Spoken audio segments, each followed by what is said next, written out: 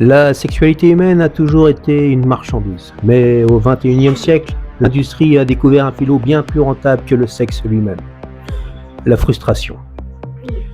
Nous vivons dans l'ère de la misère affective industrialisée. Une époque où la solitude des hommes et l'isolement des femmes ne sont plus des crises sociales. Ce sont des indicateurs de croissance. Le système a compris qu'un individu comblé et stable ne consomme rien. Alors qu'un esprit frustré, coincé dans le vide numérique, est une source de profit infini. Ce soir, nous disséquons la mécanique de l'usine à solitude. Bienvenue dans l'économie du désir suspendu. Regardons les chiffres, regardons la réalité. Les applications de rencontre ne sont pas conçues pour que vous trouviez un partenaire. Si vous trouvez l'amour, vous désinstallez l'application. Vous cessez d'être un client. Leur modèle économique repose entièrement sur l'échec programmé. L'algorithme crée volontairement une asymétrie. Il sature les utilisateurs de visuels inaccessibles pour créer un sentiment d'insuffisance. D'un côté, on fragilise l'estime de soi, de l'autre, on vend la solution. Des abonnements premium pour être vus, des boosts pour exister. C'est un péage sur le droit à l'interaction humaine. Le système crée la soif et vous vend l'eau au compte-gouttes. Mais le chef-d'œuvre de cette industrie réside dans les plateformes de contenu personnalisé.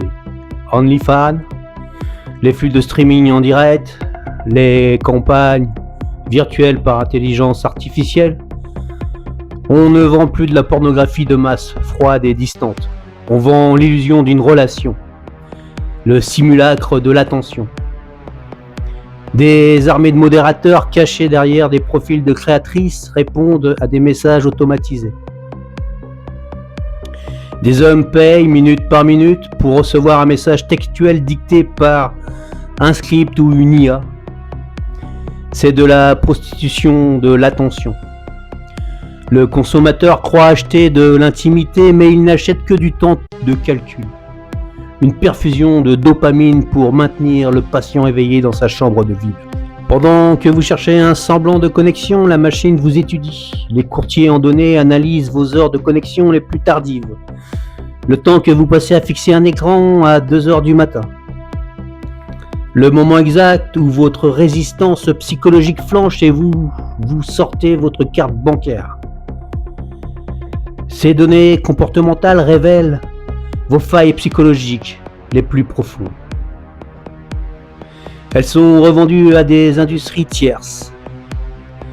On sait que la frustration sexuelle et la solitude augmentent la propension à acheter des produits de luxe compulsifs, des compléments alimentaires ou des jeux d'argent en ligne.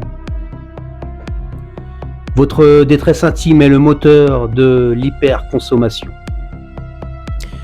Le sexe n'est plus un outil de reproduction ou de plaisir partagé.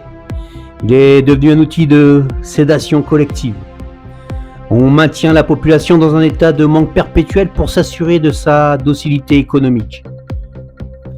La prochaine fois que vous ferez défiler des profils ou que vous achèterez l'illusion d'un regard sur un écran, rappelez-vous que votre solitude est un produit manufacturé, conçu par des ingénieurs, validé par des actionnaires et consommé par vous. Nous pensions utiliser la technologie pour briser notre isolement, mais nous avons simplement construit la cage la plus rentable de l'histoire. Et nous payons chaque mois pour y rester enfermés. Fin de transmission. Bienvenue dans un monde où tout est vrai, mais tout semble faux. Ne crois pas, mais sois.